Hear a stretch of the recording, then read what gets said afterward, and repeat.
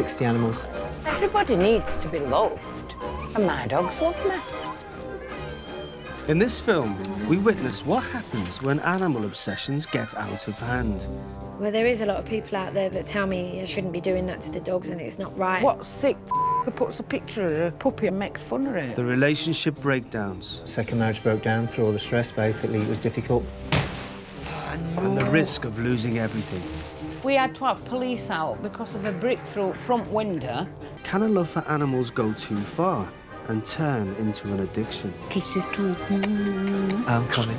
I'm coming. I'm coming. I guess, in a way, I've been alone too long. I mean, you can't live life in cuckoo land, can you? Anthony, really shut your kisser now.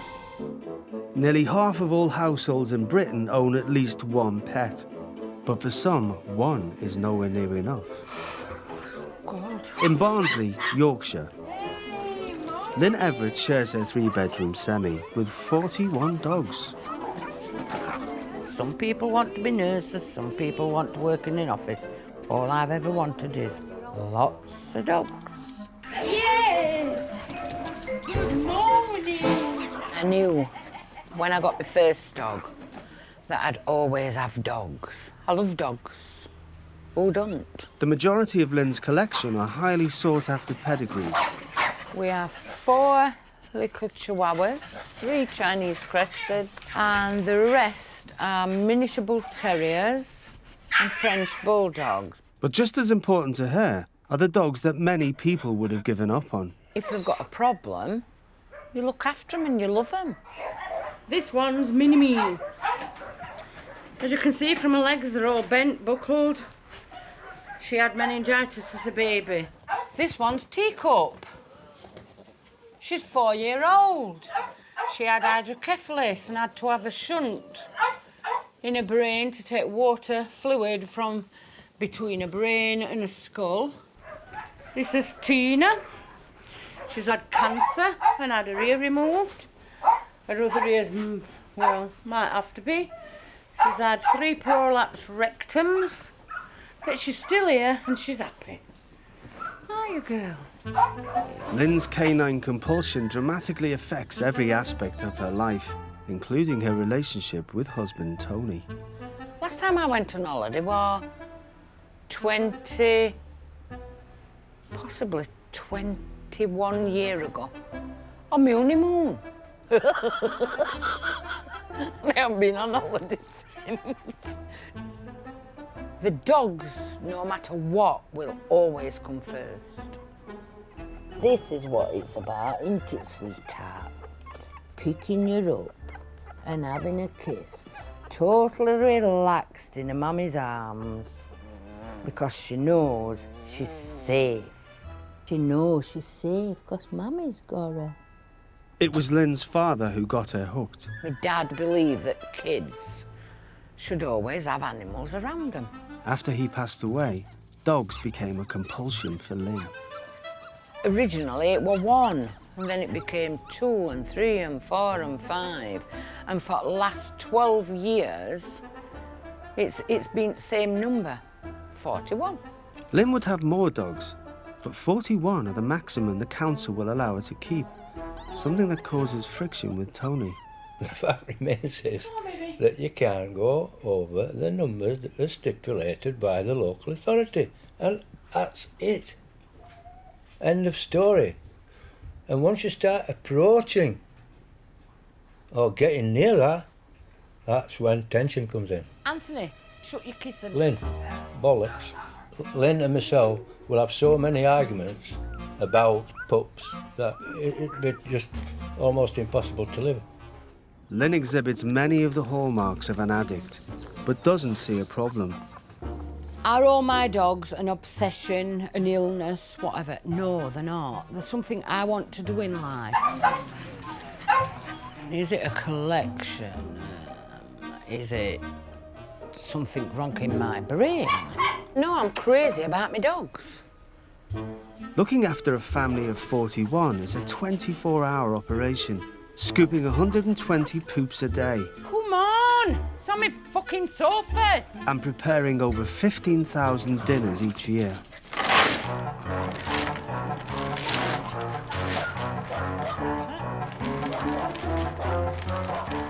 That's today's dinner. Feeding time takes about 2 hours to prepare. Everybody has different. There's 41 dinners to prepare, 41 dishes to wash after you've prepared it.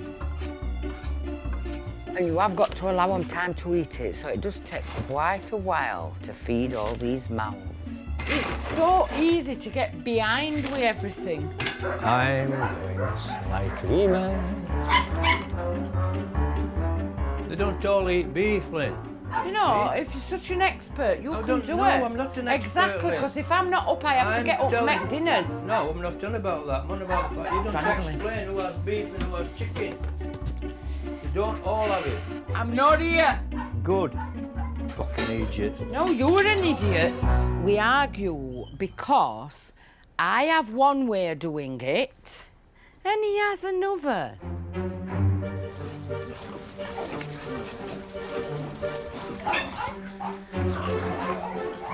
When you've got so many, you've got to be there while they are feeding so they're not arguing. Hey! People actually don't realise how much hard work, but my choice, so I'm not complaining. Come on, Din Din. I think I'll have a tablet or two.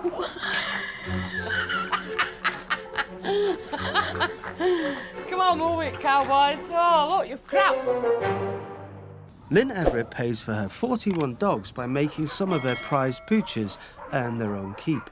Chunk is an excellent stud. He's been trained by me. He does exactly as he's told. No messing. He does the job. The job is mating ladies. Continual sex, man. He's got job every man'd like, hasn't he? Lynn pimps Chunk out at around £1,000 a pop.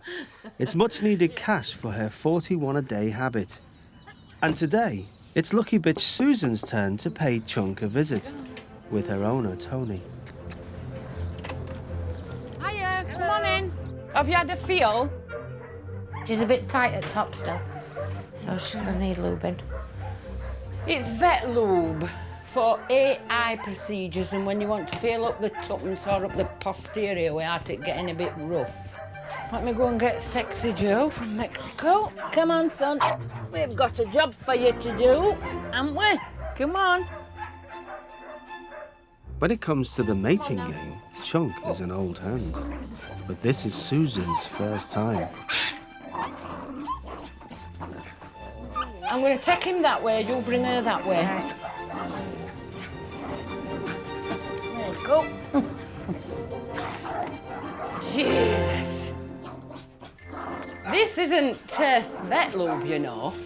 It's super glue of the best sort.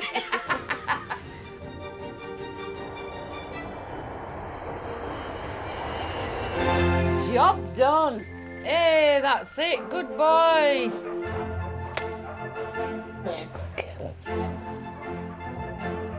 Oh, that's it.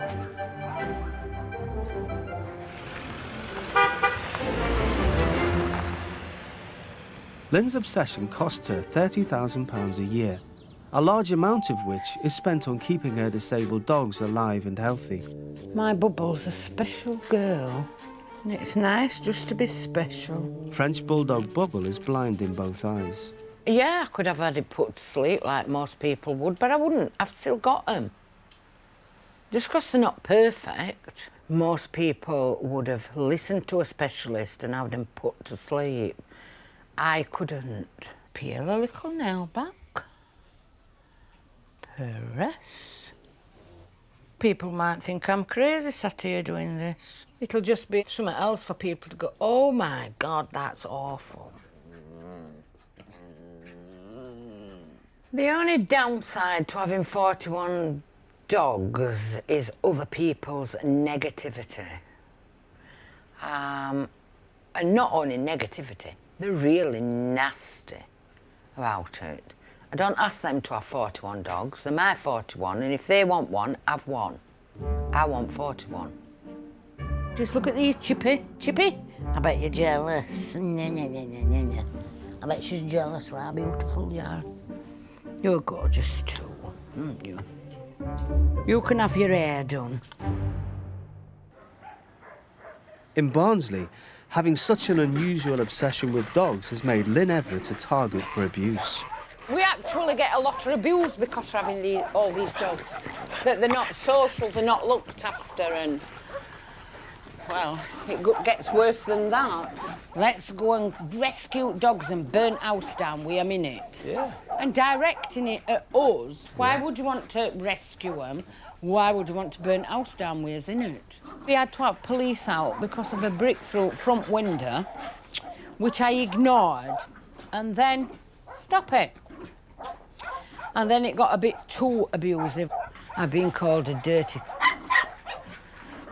smelly old bastard and bitch. Why do they say things like that? Recently, the abuse has developed into personal attacks on social Coco. media. What sick fucker puts a picture of a puppy on with hydrocephalus and makes fun of it? No, you don't. Not me. I don't give a toss about that. I don't even care if I fucking look like that. I only see my face once every now and again in the mirror. See you, morning.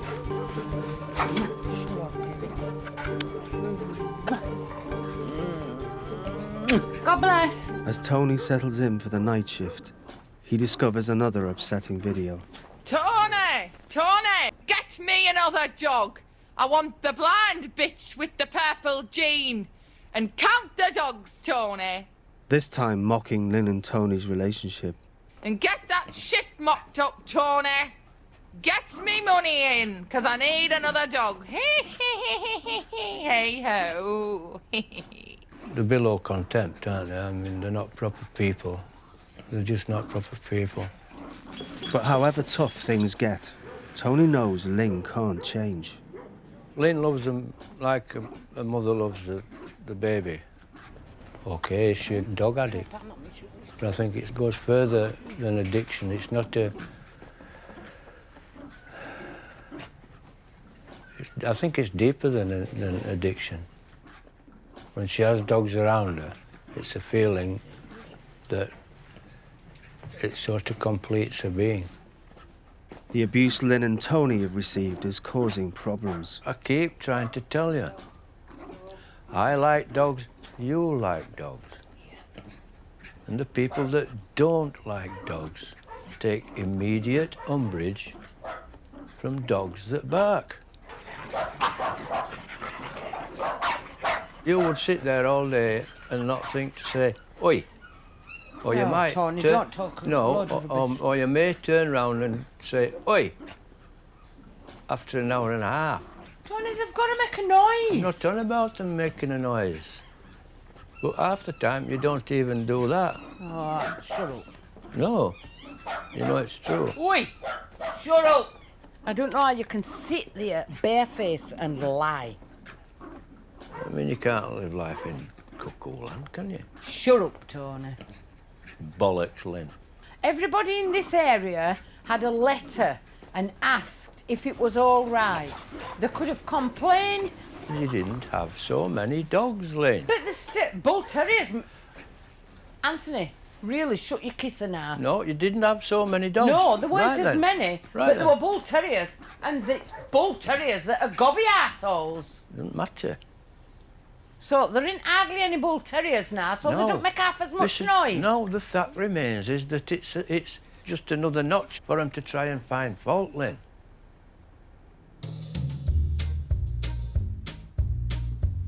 We're going crazy walking. Lynn and Tony's daily walks are a welcome relief away from internet trolls and abusers. Oh, Tico! Jesus, go. Where you going? Your dad's waiting for you. Yeah, you're next, fat man. Fat man.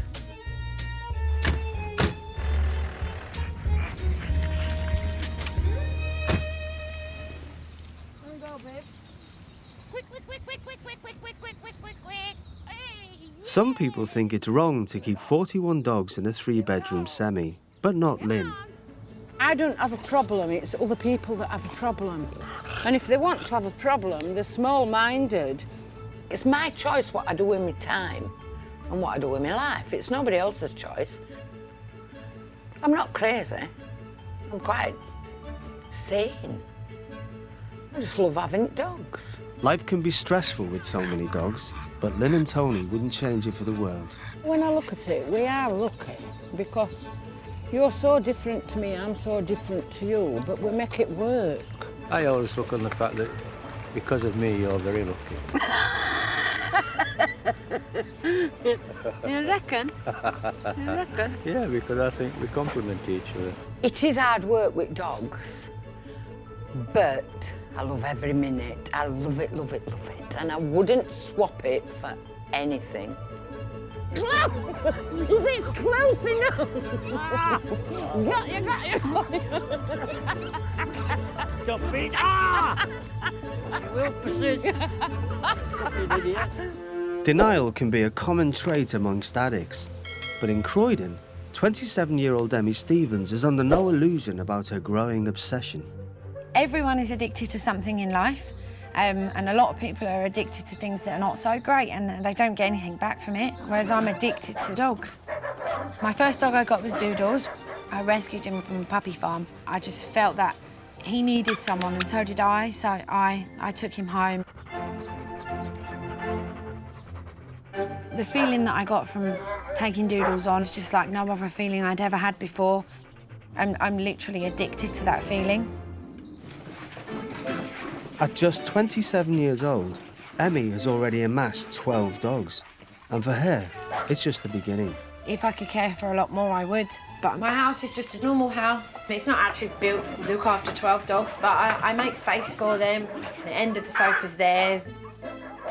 When we go to bed, a lot of them try to sleep on the bed with me. But there's not much space, so there's dog beds in the bedroom as well.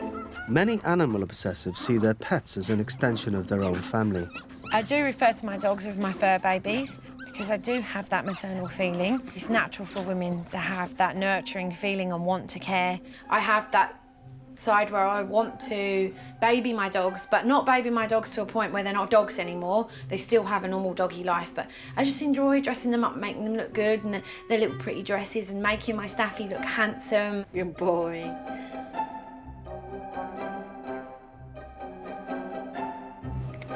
So let's try this on Doodles and see how well you look as a clown. Good boy, Doodles. I've just recently done a doggy wedding where I married my Shih Tzu Coco and my staff Bailey together, and they obviously was in full attire. Bailey had his tuxedo on and Coco had her beautiful wedding dress. They had a reception afterwards where they had their wedding cake and all of their doggy friends came to their reception. I was like the doting mum and I did pamper Coco, and obviously right before her photography session she had her nails painted, she had a fresh haircut and bath, blow dry with her doggy perfume on, and she had her garter on, and then obviously I helped dress her in her dress. She just looked fantastic. Yes, you're beautiful. Emmy's unique relationship with her animals attracts attention, not all of it positive. Well, there is a lot of people out there that tell me I shouldn't be doing that to the dogs and it's not right and I'm babyfying them. But the thing is, when you meet my dogs and you see my dogs, they're still normal dogs. I haven't babyfied my dogs. I just go a bit over the top. Emmy doesn't have any real children of her own and is concerned how she'd cope. I do worry, one, that I may not bond with my child like I bond with my dogs. Two, that my dogs may not take to having a baby here. Also, there could be a lot of jealousy amongst the dogs and they could start getting quite disturbed and upset and fighting. But I would never let anything get in the way of my dog addiction because it's what makes me happy. And if anything's going to get in the way of that, then they're going to take my happiness away from me. It's been 7 years and I think it will be another 70 years. You know, it won't stop.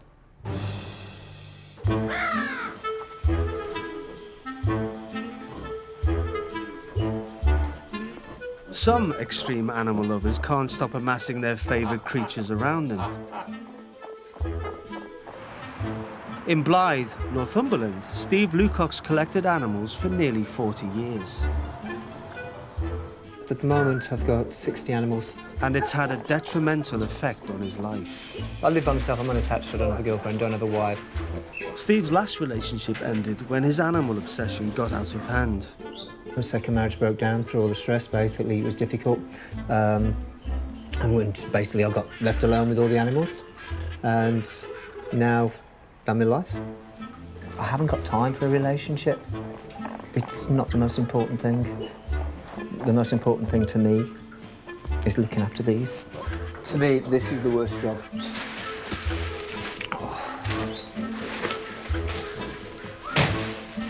No. You know that feeling when you want to scream? I won't be long, baby. Many of the animals Steve owns can't be kept in the same space, so Steve is forced to use every corner of his home to keep them apart. We've got Pink and Floyd, the African grey parrots, Diamond the barn owl. This is roly-poly. And we've also got snakes in here.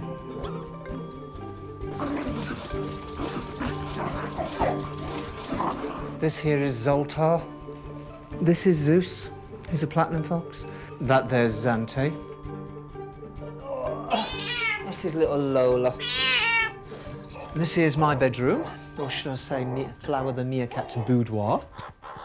Steve got hooked on animals at the tender age of 7. I've always had a love for animals. I used to watch wildlife programmes. I used to get upset when people used to harm them. I used to want to be able to do something for them. I used to want to take every single animal under my wing and help it. And that's never changed. And he's dedicated his life to his obsession. I honestly believe that my purpose is to help these animals make a better future for them. I don't think that is an addiction. I think that's caring. I think that is what humanity should be. I can't understand anybody that doesn't want to care for animals. I don't understand people that want to harm them. Last but not least, come on. And Steve's compulsion to care has no limits. One day you look and think, oh my God, that 60's become 80, which I'm sure will happen. Like I said, I can't say no. Yeah, this one here's a new arrival, by the way. Yet another mouth to feed. The trouble is, Steve can no longer afford to keep up his habit. I'm literally counting pennies every day. Counting pennies, working for pennies, and every penny goes straight to the animal. It's extortionate. It really, really is. I mean, you can be looking at close to £1,000 a month, especially if there's vet bills thrown in. And then I'm struggling and I'm borrowing off my mother. I'm just... But however much they cost, Steve's adamant no one is leaving. Regardless of money, finance, whatever, sell the last shirt on my back to feed them. When I was in my early 20s, I was at Holiday Park as a comedy magician. I had some animals in my caravan, and I was told I had to get rid of them because animals weren't allowed on the site, which is why I lied and said they were in the act. And the act basically caught on. The height of the career was based, I suppose, in a way, Britain's Got Talent. That was our first taste of fame as such. But at the time, I thought, wow, this is it, we've made it. Eventually, the showbiz spotlight went out. The work dried up, and his wife left him and the animals for good. He's molting like mad. There you go. Kiss. Steve and his animals are still in a kind of show business. And he's performing tonight. Forward. Good boy.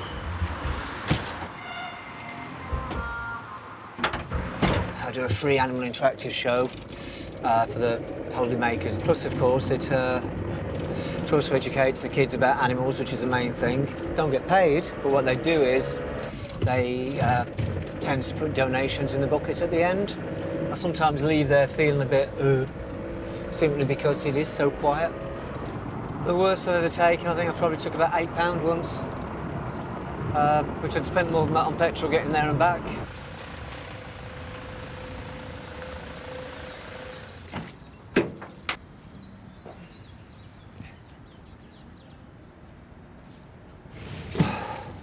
Looks like a play school with not many kids there. It's gonna be fun, isn't it? Oh dear. Hiya, kids! Everybody do what I do after 3. 1, 2, 3. Whoa! Go, everybody do what I do. Go, whoa! Steve hopes his act will teach kids to be more compassionate towards animals. Try again. I'm joking. Oh, bless him. It's all right. But it's not working out too well.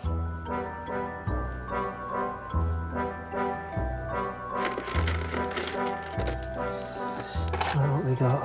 1, 2, 3, 4. 20 quid, give or take 10p. Yeah, so just under 20 quid. Unless things improve, Steve will need to find a new way to fund his obsession, else he faces losing his animals for good.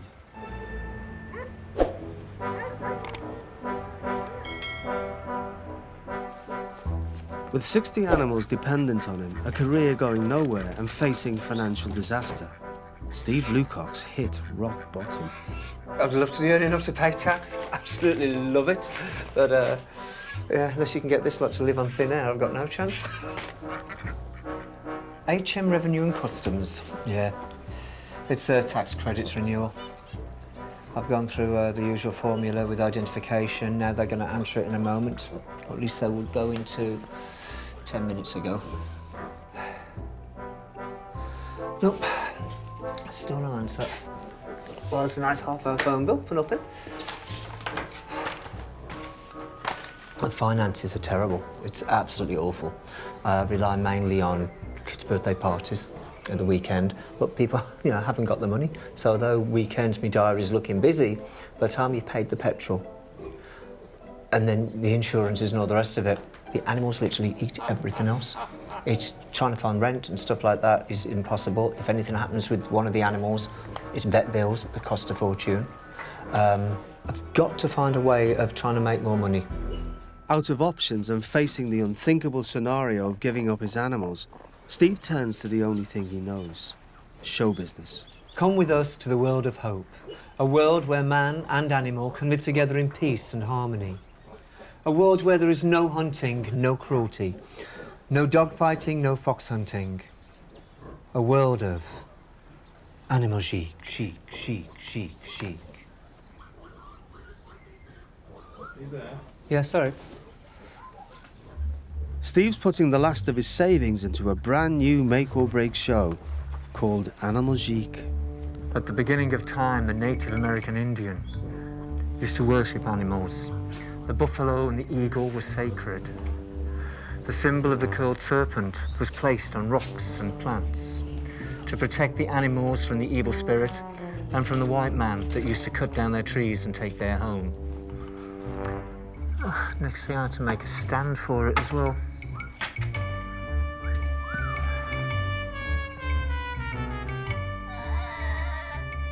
This tree trunk here I had made, and as you can see, it's got little doors on it. I've still got to work out how to open them, but basically there's an animal inside. Obviously I wouldn't put a big animal in there because it'll be cruel. I want something that can go in there and walk about and be happy whilst it's there. And the idea is at certain points when I open this, it'll jump out and come up for a cuddle.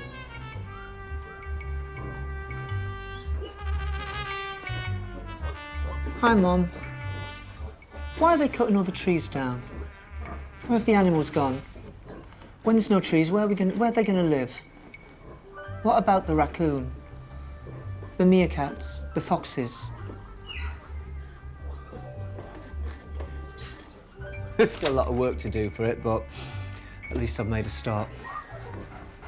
With everything on the line for Steve, the pressure's showing.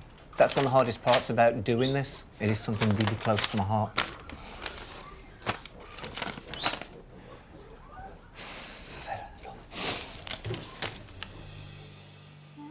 In Blythe, Steve's handing out flyers with Mo the Raccoon in a desperate attempt to attract an audience to tonight's premiere of Animal Chic. Hello, get under you too. Oh, get out of my mouth. Somebody says it was a badger. Badger, you daft kid. You said it was a badger, no? It looks like a badger. Can I give you one of these? I actually do private parties as well, but it educates kids. I've got a new show opening tonight. Can I give you one of these? I've got a new show. Oh, hey, love, can I give you one of these? You've got a show opening tonight.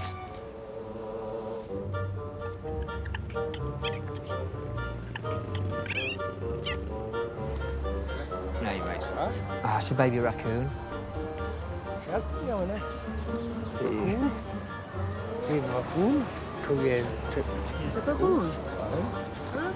Yeah, little baby raccoon. She's rescued. She's lovely. She's called Mo. What the people of Blythe don't know is that Mo and her 59 friends' future may well depend on them. In the 40 years Steve Lucock's collected animals, he's never had a day quite as important as this one. The show's got to work. Now we've sold books, it's got to, because I need more work, I need the money to feed them. If the show doesn't go down well, it could spell the end for Steve's lifelong commitment to his animals.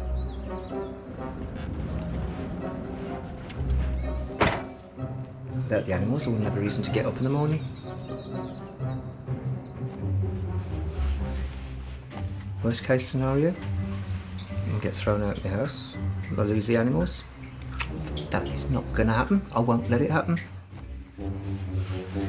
But the fantastic Steve Lucock and his Animal Machine live on this very stage in just a few moments' time.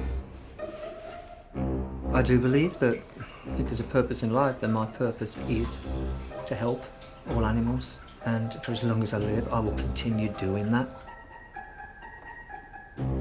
After years of performing in front of one man and his dog, Steve's desperate for a good turnout. Please give a massive sounding warm welcome to the main man himself, Mr. Steve Lucock.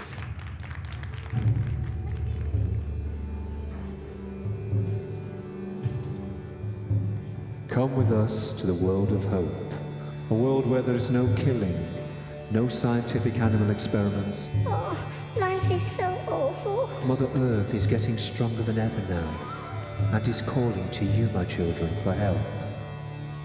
So look deeply into yourselves and then into the animals around you. Allow your love to grow. Steve's publicity drive has worked. It's a full house. You children are the next generation. You can change the laws, you can change the rules. You are the hope for all these animals. I absolutely loved the show. It was really, really exciting, and my son had an absolutely great time. And it was a great story to give the children about the future. There you go, sweetheart. Everyone say goodbye to little Mo.